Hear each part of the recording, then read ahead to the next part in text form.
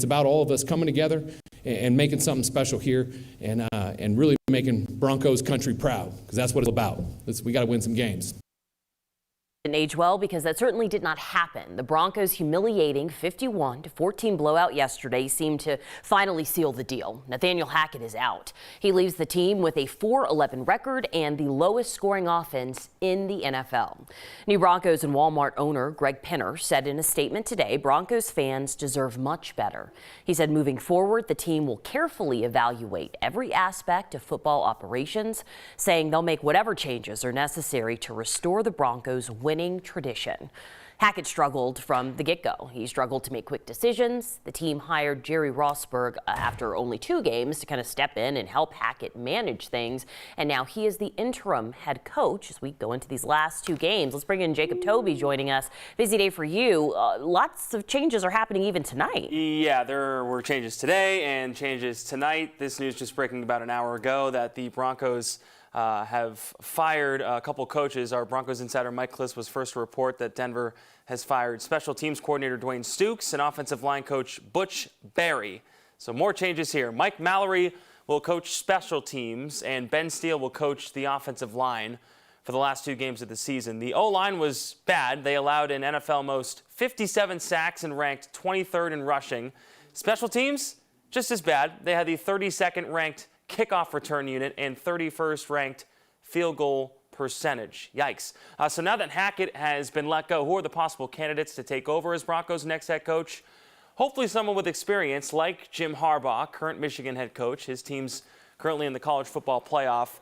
Sean Payton, former head coach of the Saints. The Broncos would need to trade for him since the Saints own his rights. Then there's Dan Quinn, the Cowboys defensive coordinator. He interviewed with the Broncos last year for the job before they hired Hackett. Frank Reich, former Colts head coach, could also be an option as well. But the question remains, who is going to want to take over a team that has Russell Wilson at quarterback, who's really struggled this year, and it looks like he's on the downhill. So. Yeah, and we're stuck with for a little while longer all that money we gave him. A lot of money to Russell Wilson. So who wants the job? Nobody knows. Okay, well, Jacob, Broncos Nation, we have a lot more questions. We want to talk to you. We'll get to you later in sports. Let's get to some news for now.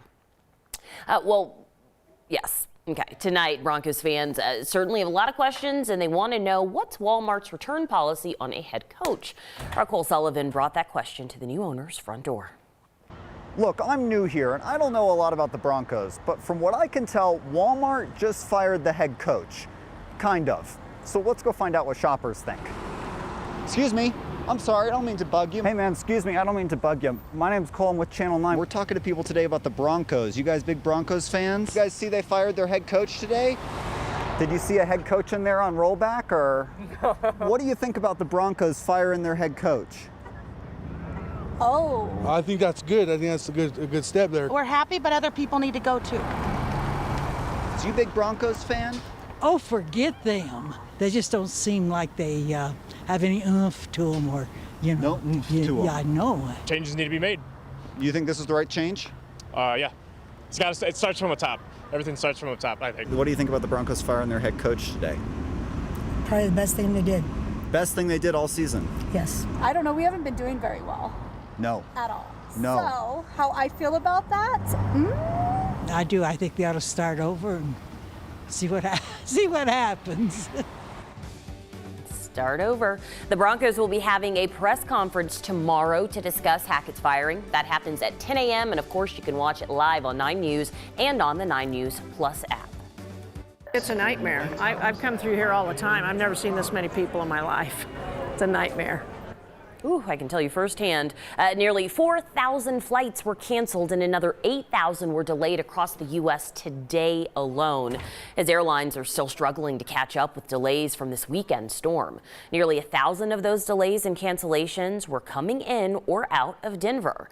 Most of the remaining problems are coming from Southwest Airlines, where 75% of their Denver flights were canceled today. United hasn't had as many cancellations, but nearly 200 United flights have been delayed. Flight attendants say their problems come from one place. This is a systems issue.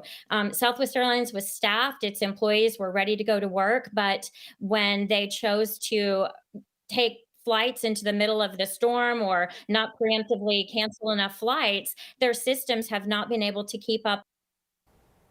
Southwest Airlines released a statement this afternoon saying, in part, our employees and crews scheduled to work this holiday season are showing up in every single way, and we are beyond grateful for that. They went on to say, on the other side of this, we'll work to make things right for those we've let down, including our employees. Today marks 26 years since the body of 6-year-old JonBenet Ramsey was found in her Boulder home. Her murder remains unsolved. The Boulder Police Department says they're still investigating the case. A woman in Colorado Springs says she is too, trying to finish what her father could not. 9 News crime and justice reporter Matt Jablow explains.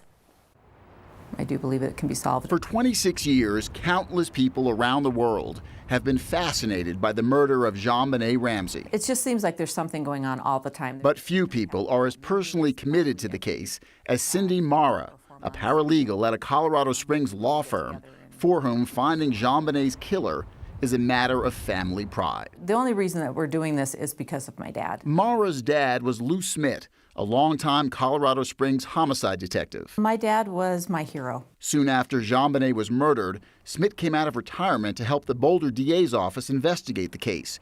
He left 18 months later, saying he was frustrated that Boulder police would not consider his theory that an intruder killed JonBenet. He just felt that they needed to follow where the evidence was leading, and he did not feel that it was leading to the Ramseys. Smith worked on the case on his own right up until his death in 2010. He worked on that case, I would say, probably 10, 11 hours a day. Mara says on his deathbed, her father asked her to continue his work. That really was his dying wish. And she has granted his wish, assembling a team of about a half dozen people, including 2 of her father's former law enforcement colleagues, to try to solve JonBenet's murder. When my dad was in the hospital, he had given me a name, and he said, just start with this name. He said, write down the name, and he said, start there. For the past few years, Mara and her team have been going through her father's lengthy list of people of interest, getting their DNA. A lot of times it's just following them around, trying to get, a straw. And comparing it to the DNA found on JonBenet's clothes when she was killed. We have not gotten a hit yet. When asked how long she intends to work on the case, Mara says, as long as it takes. We feel such a love for our dad that we want to pursue what was important to him, which was this case. To make it even more of a family affair, Mara's daughter and nephew, Lou Smith's grandchildren, have now joined the team investigating JonBenet's murder. Alex. It's just amazing. About a month ago, I read a book about the investigation into this and how all the detectives were so passionate about this case. And to see that passion now trickle down to their own kids and grandchildren, it's amazing. Exactly. It's a multi-generational affair with Lou Smith's family. It really is. Remarkable. Okay. Thank you.